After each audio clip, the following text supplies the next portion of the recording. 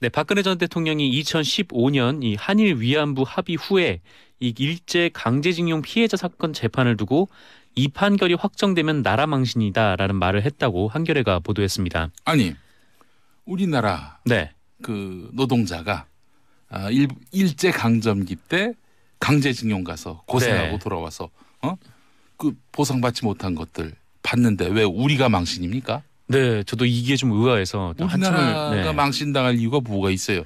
그렇죠. 망신당했다면은 강제징용했던 일본이 더 망신을 당해야죠. 그렇습니다. 그래서 한참 고민을 했는데 대체 뭐가 나라 망신인가 고민을 하다가 아니 박근혜 전 네. 대통령의 국적이 일본이라면 맞는 말입니다. 그렇습니다. 이게 나라 망신인데 주어가 없구나라는 생각이 들었습니다. 우리나라인지 아니면 옆나라인지. 예. 네. 어쨌든 이런 말을 했다라는 게 한겨레 보도인데요. 네. 이 양승태 대법원과 박근혜 정부 청와대가 이 거래 혹은 지시를 통해서 그 일제강점기 강제징용 피해자들에 대한 재판을 미루거나 그 일본 전범 기업에 유리한 판결을 내리도록 지금 모의한 사실이 알려져서 파문이 이어지고 있는 상황에서 네.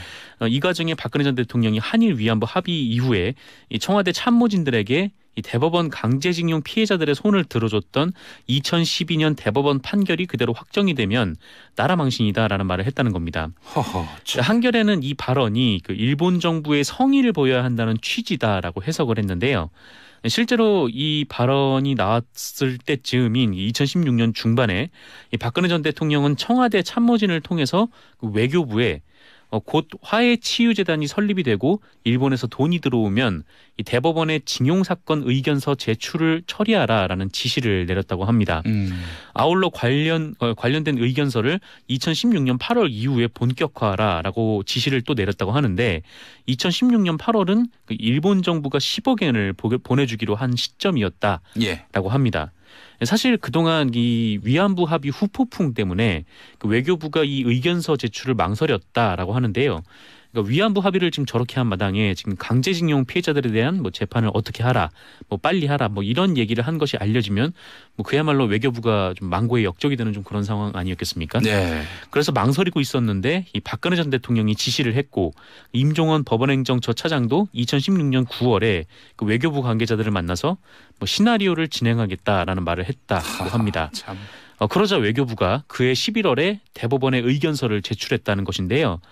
그런데 2016년 11월이면 이때 이제 촛불혁명 그리고 탄핵 국면이 진행이 되면서 네.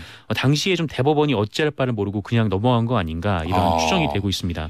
그래서 만약에 이 촛불이 아니었으면 이 대법원이 강제징용 피해자들의 사건을 뒤집고 그 일본 전범 기업들의 손을 들어줬을 가능성이 매우 높은 상황이었던 것으로 예상이 되고 있습니다. 그렇게 됐다면 그거야말로 나라 망신이죠. 네, 그렇습니다. 네. 참 이해를 할 수가 없어요. 어떻게? 네, 잘 이해가 안 가더라고요. 이게 왜 나라 망신이랑 연결이 되지라는 생각이 좀 들어서. 대한민국 대통령이 대한민국 국민의 권익을 위해서 애써야죠. 어떻게 일본 전범 기업의 이익을 위해서 애쓰고 있는 건지. 네. 이런 대통령을 뒀다는 것 자체가 이건 나라 망신이 아닌가 하는 그런 생각을 해볼 정도입니다. 그렇습니다. 예. 자, 다음 소식은요. 네, 그 지난 2009년 쌍용 자동차 사태 당시에 이 기무사가 쌍용차 내부에 침투를 해서 이 노조원들을 무차별 사찰했다라고 MBC가 보도했습니다. 예, 예.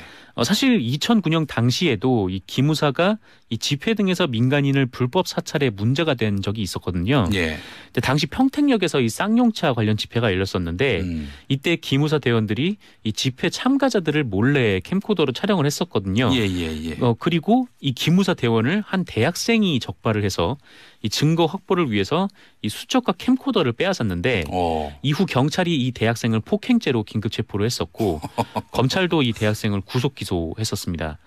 그런데 이 MBC 취재 결과 알고 보니까 기무사가 이 쌍용차 외부에서 활동한 것뿐만 아니라 아예 쌍용차 공장 내부에 진입을 해서 이 노조원들을 사찰했다라는 증언이 나왔다는 건데요. 예, 예, 예, 당시 기무사 신무대위 등은 기무사 요원들은 이 쌍용차 공장 주변에서 이 파업을 지지하던 시민들을 몰래 불법 사찰을 하고 심지어 사찰 대상자 가족의 사생활까지 체증을 하면서 야. 이 쌍용차 사건에 불법 개입을 했었는데 이를 넘어서 이 기무사 요원들이 팀을 꾸려서 이 자동차 공장 내부 침투를 했고 노조원들을 안에서 사찰을 했다라는 것이죠. 이는 당시 경찰 간부의 증언으로 확인이 된 건데요.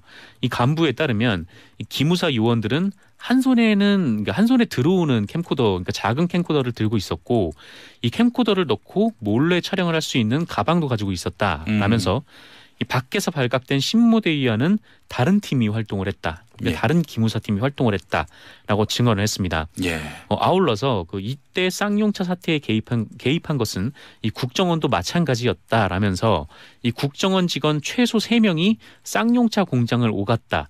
이 기무사와 국정원을 동시에 움직일 수 있는 기관이 어디겠느냐. 뭐 청와대밖에 없을 것이다라는 증언을 했습니다. 예. 기무사도 뛰고 네. 국정원도 뛰었다. 근데 둘 다 공통점이 있다면은 정보를 다루는 네, 하나는 군 소속, 하나는 대통령 직속. 그렇습니다. 이거 봐서는 기무사와 국정원이 충성 경쟁을 벌인 것이 아닌가 이런 추정도 가능할 것 같아요. 네, 이게 경쟁으로 보이는 게 맞는 것 같습니다. 네. 기무사는 안보를 위협하지 않는 한 일반 시민을 상대로 할 수 있는 일이 없어요. 네, 국정원도 그건 마찬가지입니다. 예. 네. 그런데 왜 이런 일을 했는지. 사실 기무사가 한번 민간인 사찰했다가 네네. 그 조직 자체가 없어질 위기에 놓였다가 이름을 바꾼 거 아닙니까? 기무사로. 그전에는 네. 보안사였고 이번에 또 이름을 이제 바꾸게 됐는데 안전 지원 사령부인가요? 네, 그 정확히 명칭이 풀네임이 기억은 안 나는데 이제 비슷한 이름이었던 약칭으로 것 같습니다. 안지사 이렇게 기억하고 네네. 있는데 예, 이 기무사가 이런 과거의 교훈을 계속 잊고 있는데 안보지원사령부가 돼서도 이 교훈을 또 망각한다면은 그땐 정말 조직 자체를 없애야죠. 네, 그래야겠죠. 알겠습니다. 거리낌 없이 민간 기업에 들어가서 사찰했던 기무사의 그런 족적들 똑똑히 역사는 기억할 것입니다. 네, 자, 김광환님이 무섭다 무서워 파도 괴담만 나오네요. 예, 파팜이라는 말이 있는데 네. 이건 파파괴가 될까요? 파파미는 파도 미담 그렇죠. 이런 얘기인데, 예. 네, 파파괴, 네, 네. 그렇네요. 다음 소식은요. 네, 오늘 팽목항에 설치된 이 세월호 참사 희생자 분향소가 철거가 됩니다. 아, 팽목항. 예. 네네. 이 팽목항 분향소는 이 참사 발생 9개월 만인 2015년 1월 14일 설치가 돼서 이 추모의 상징이 됐는데요. 예, 아무래도 이 피해자들이 물속에서 꺼내져서 이 밖으로 나와서 가족들을 처음 만난 장소니까 네. 참 가슴 아픈 장소였습니다. 예. 하지만 이제 가족들이 이 팽목항 분향소의 철거에 동의를 하셔서 오늘 철거될 예정인데 네. 이미 지난 1일 이 가족들이 직접 이 팽목항에서 100km 2시간 반 정도 거리인 동거차도로 가서 이 가족들이 바다를 바라봤던 이 초소와 돔을 직접 철거를 하고 예. 또 해당 지역 주민분들께 감사했던 마음을 담아 뭐 음식을 대접했다라고 합니다. 피해자 가족들은 이 팽목항 분향소 철거에 대해서도 이 국민들께 사의를 표하면서 진상규명의 그날까지 잊지 말아달라라고 호소를 했는데요. 네. 한편 이 팽목항에는 그 여객선 터미널 등 이 항만 시설이 들어올 예정이고요. 다만 이 기다림의 등대 같은 이 추모 조형물들은 보존이 될 계획입니다. 네. 가보신 분들은 아시겠지만 네네. 팽목항으로부터 사고 현장까지 한눈에 보이지 않습니다. 네. 30km 더 가야 돼요. 꽤 멀리 가야 돼요. 배 네. 타고. 그럼에도 그 사고 현장으로부터 가장 가까운 항구로 팽목항이 지목돼서 2014년 그 참사가 나고 네네. 4년 동안 이곳이 이 추모 공간으로 활용됐는데 이것 때문에 사실 진도에 그 우리 많은 주민들께서 네. 희생을 많이 하셨어요. 그럼에도 불구하고 묵묵하게 또 또 가족을 위해서 또 추모 계획을 위해서 헌신하고 봉사한 거 우리가 잊지 말고요. 진도 주민들의 이런 희생을 우리가 어떻게든 보상을 해드려야 합니다. 네. 네, 그걸 잊지 말아야겠습니다. 진도 주민 여러분 너무나 감사하고요. 예. 네네. 자, 샵 1035 짧은 문자 50원, 긴 문자 100원으로 여러분의 문자 받고 있는데요. 6417번님 오늘 집사람 이금순 아내분 되시는군요.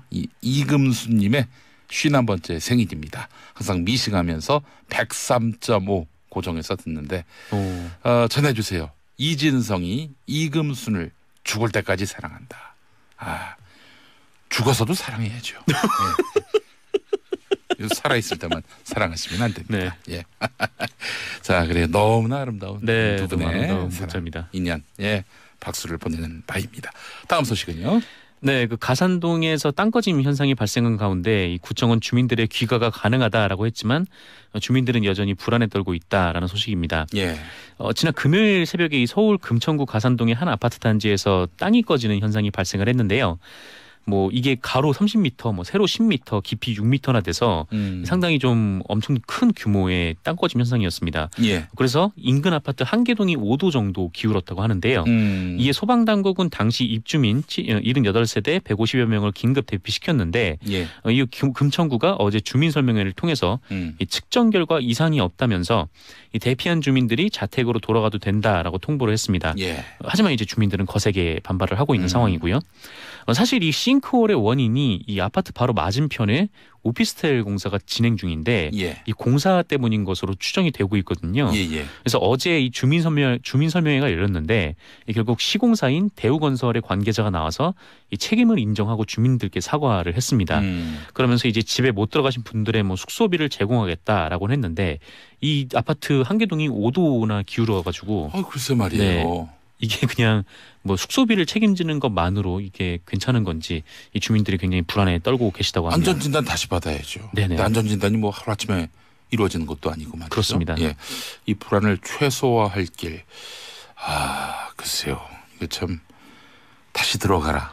네. 구청의 이런 판단도 과연 정밀한 그런 점검 후에 이루어지는 것인지 의문을 갖지 않을 수가 없고요. 그렇습니다. 예. 그래요. 싱크홀 같은 5도 부분은 최초에 네. 그런 보도가 있었는데 5도까지 기울면은 이건 진짜 어마어마한 건데 0.1도 정도 기울어진 상태로 확인됐다는 그렇군요. 그런 네. 보도였습니다. 5도는 처음에 그 보도가 그렇게 나왔었는데 5도면은 네, 상당히 많이 기울어진 대단한 건데. 거거든요. 예. 네. 알겠습니다. 0.1도 기울어진 상태다. 이렇게 정정하겠습니다. 자, 정상근 기자 수고하셨습니다. 네, 고맙습니다. 네.